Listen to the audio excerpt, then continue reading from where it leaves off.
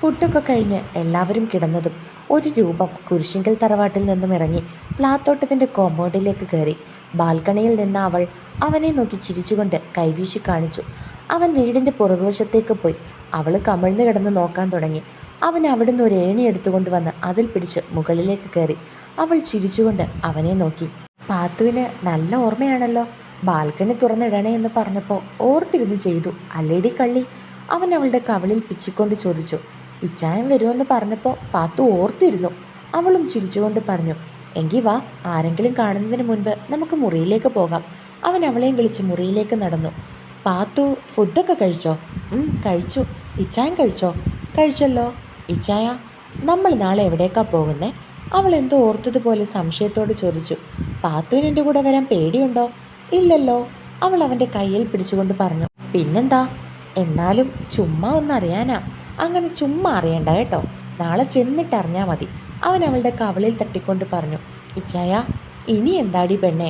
അവൻ ചിരിച്ചുകൊണ്ട് ചോദിച്ചു. എൻ്റെ പപ്പയും മമ്മിയും എന്നാ വരുന്നത്? എനിക്കവരെ കാണാൻ കൊതിയാകുന്നു ഇച്ചായ. എന്നെ കൂട്ടാതെ അവരെവിടേക്കാ പോയത്? അവൾ കണ്ണുകൾ നിറച്ചുകൊണ്ട് ചോദിച്ചു. അത് അവർ ദൂരെ ഒരു സ്ഥലത്ത് പോയിരിക്കുമോ മോളെ. മോളെ കൊണ്ടുപോകാൻ പറ്റാത്ത സ്ഥലമാ. അതുകൊണ്ടാണ് മോളെ ഇവിടെ ആക്കിയിട്ട് അവരൊറ്റയ്ക്ക് പോയത്. ആണോ? അപ്പോൾ ഇപ്പോഴെങ്ങും അവർ വരില്ല ഇച്ചായ? അത് ഇച്ചായ മോളുടെ പപ്പയെ വിളിച്ച് ചോദിക്കാട്ടോ.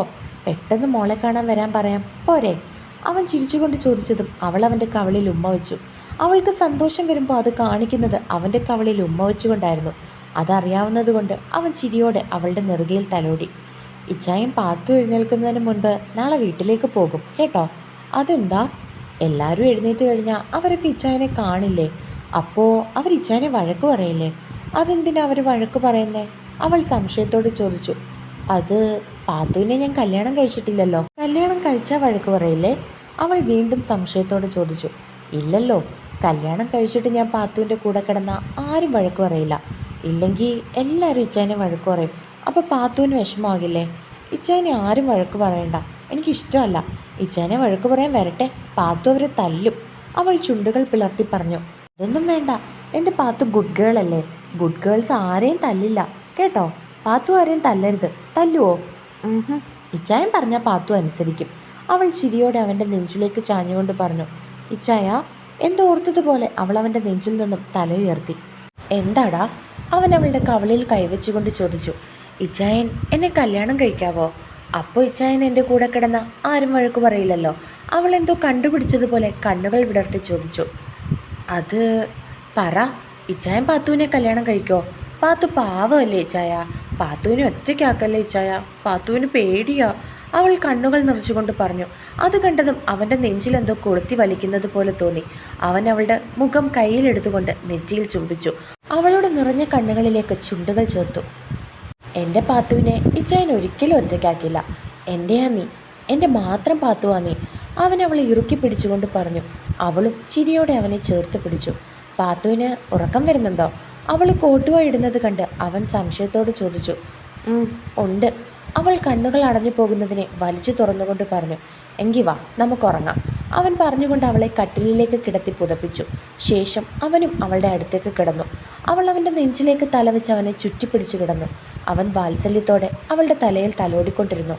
അവൾ ഉറങ്ങിയെന്ന് മനസ്സിലായതും അവൻ അവളുടെ നെറുകയിലൊന്ന് ചുംബിച്ചുകൊണ്ട് അവനും ഉറക്കത്തിലേക്ക് വീണു.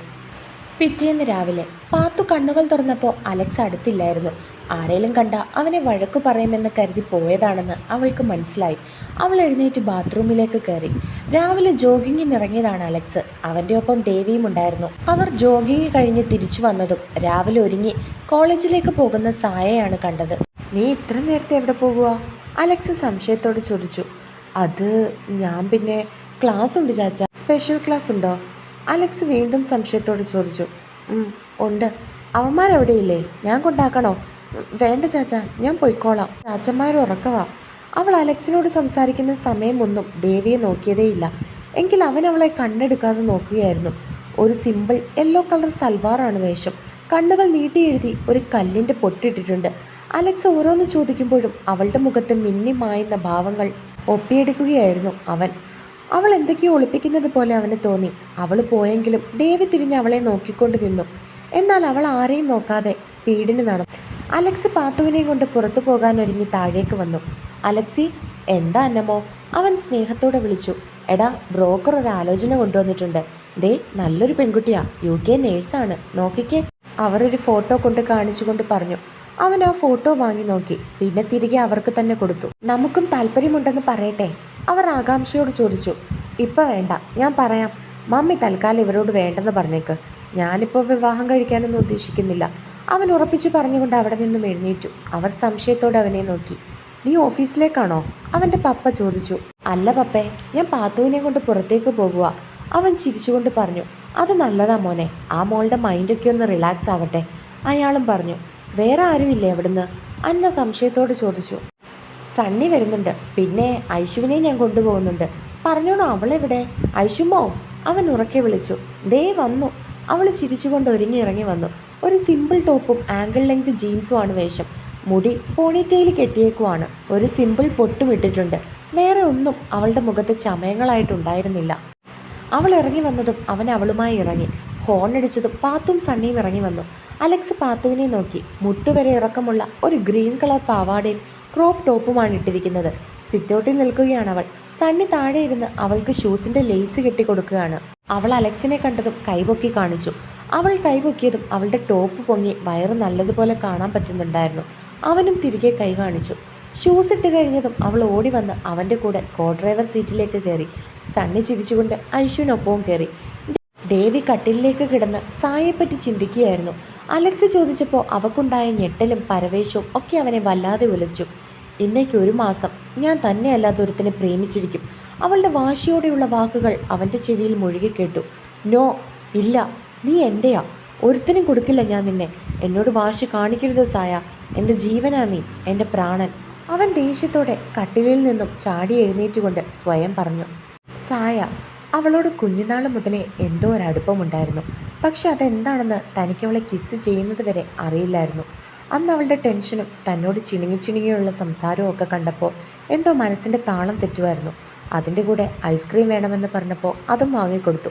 ഐസ്ക്രീം നാവിലേക്ക് വെച്ച് അവൾ തന്നോട് എക്സാമിൻ്റെ ടെൻഷനെ പറ്റിയൊക്കെ സംസാരിച്ചു കൊണ്ടിരുന്നപ്പോൾ ആ പിടയ്ക്കുന്ന കണ്ണുകളും ചോര ചുണ്ടുകളും അതിൽ പറ്റിപ്പിടിച്ചിരിക്കുന്ന ഐസ്ക്രീം തുള്ളിയും തൻ്റെ മനസ്സിൻ്റെ താളം തെറ്റിച്ചു.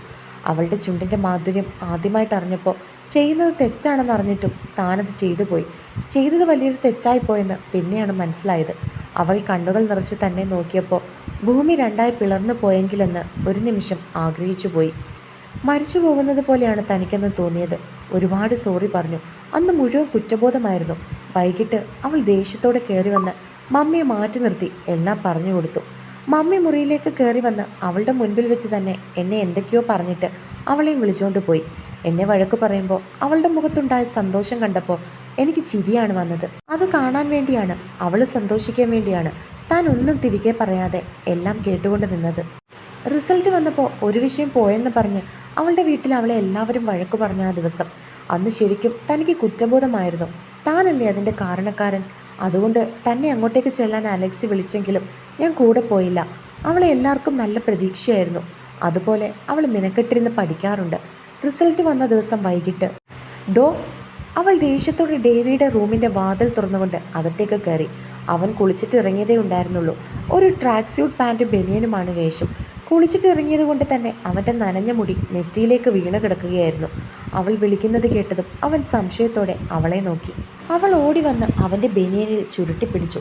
അവൻ സംശയത്തോടെ അവളെയും അവൾ പിടിച്ചിരിക്കുന്ന കൈകളിലേക്ക് നോക്കി. അവളുടെ മുഖം ദേഷ്യം കൊണ്ടോ വിഷമം കൊണ്ടോ ചുവന്നിരിക്കുകയായിരുന്നു. കണ്ണുകൾ നിറഞ്ഞിരിപ്പുണ്ട്. റിസൾട്ട് വന്നെന്നും ഒരു വിഷയം പോയെന്നും എല്ലാവരും പറഞ്ഞറിഞ്ഞായിരുന്നു.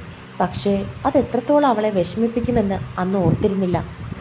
താൻ ഒറ്റൊരുത്തനാണ് എല്ലാത്തിനും കാരണം. താൻ കാരണമാണ് സണ്ണിച്ചായൻ എന്നെ വഴക്ക് പറഞ്ഞത്. ഞാൻ എന്ത് കഷ്ടപ്പെട്ട് പഠിച്ചതാണെന്ന് തനിക്കറിയോ? എന്നിട്ടും എക്സാം ഹാളിൽ ചെന്നപ്പോൾ എനിക്കൊന്നും ഓർമ്മ വന്നില്ല. തനിക്കറിയോ കഷ്ടപ്പാടിൻ്റെ വില? ഉറക്കം പോലും കളഞ്ഞിട്ടാണ് ഞാൻ ആ സബ്ജക്റ്റ് പഠിച്ചത്. എന്നിട്ട് താൻ നോക്കിക്കോ, ഈ ലോകത്ത് ആരെ പ്രേമിച്ചാലും ഈ സായ നിന്നെ പ്രേമിക്കില്ല. സായയാ പറയുന്നത്, നോക്കിക്കോ. അവൾ ദേഷ്യത്തോടെ അവിടെ നിന്നും പോകാൻ തുടങ്ങി. അവൻ അവളുടെ കയ്യിൽ പിടിച്ച് വലിച്ച് കട്ടിലിലേക്കിട്ടു. അവൾ ദേഷ്യത്തോടെ അവനെ നോക്കി. അവൻ അവളുടെ 2 കൈകളും പിടിച്ച് മുകളിലേക്ക് വെച്ച് ലോക്ക് ചെയ്ത് പിടിച്ച് അവളുടെ മുഖത്തേക്ക് മുഖം അടുപ്പിച്ചു. അവൾ ദേഷ്യത്തോടെ മുഖം തിരിച്ചു. അവൻ ഒരു കൈ കൊണ്ട് അവളുടെ കൈകളെ ലോക്ക് ചെയ്ത് പിടിച്ചിട്ട് മറു കൈ കൊണ്ട് അവളുടെ കവളിൽ പിടിച്ച് അവൻ്റെ മുഖത്തേക്ക് തിരിച്ചു. സായ, നീ എൻ്റെയാ. ഈ ഡേവിഡിൻ്റെ പെണ്ണാ നീ. നീ സമ്മതിച്ചാലും ഇല്ലെങ്കിലും അതാണ് സത്യം. അതേ നടക്കാവൂ. നിന്നെ ഞാൻ ഒരിക്കലും സ്നേഹിക്കില്ല. അവളും വാശിയോടെ പറഞ്ഞു. നീ സ്നേഹിക്കും, സ്നേഹിച്ചിരിക്കും. നിനക്ക് വേറെ വഴിയില്ല സായ. എന്നെ വിട്. നിന്നോടെനിക്ക് വെറുപ്പാ. എനിക്കിഷ്ടമല്ല നിന്നെ. അവൾ കണ്ണുകൾ നിറച്ചുകൊണ്ട് അവനോട് പറഞ്ഞു. അവൻ അവളുടെ നിറഞ്ഞ കണ്ണുകളിൽ അമർത്തി ചുംബിച്ചു. ഞാൻ നിന്നെ മാത്രമേ വിവാഹം കഴിക്കുള്ളൂ. നീ എൻ്റെ മിന്നെ മാത്രമേ കഴുത്തിൽ ഏറ്റുവാങ്ങുള്ളൂ. അവൻ പറഞ്ഞതും അവൾ നിറകണ്ണുകളോടെ അവനെ നോക്കി. എനിക്കിഷ്ടമാടി നിന്നെ, ഒരുപാട് ഇഷ്ടമാണ്. എൻ്റേതായതുകൊണ്ട് മാത്രമാണ് ഞാൻ നിന്നെ കിസ് ചെയ്തത്. ഞാൻ ചെയ്തത് തെറ്റാ. ഒരിക്കലും ഞാനത് ന്യായീകരിക്കില്ല. അവൻ പറഞ്ഞതും അവൾ ദേഷ്യത്തോടെ അവനെ നോക്കി. പ്ലീസ് എന്നെ ഒന്ന് വിട്. അവൾ അവൻ്റെ കൈകളെ വിടിയിക്കാൻ ശ്രമിച്ചുകൊണ്ട് പറഞ്ഞു. അവൾ ബലം പ്രയോഗിച്ച് കൈകളെ വിടിയിക്കാൻ ശ്രമിച്ചതും അവൻ കൈകൾ അയച്ചു കൊടുത്തിട്ട് അവളുടെ അടുത്ത് നിന്ന് മാറിയതും അവൾ കട്ടിലിൽ എഴുന്നേറ്റിരുന്നു.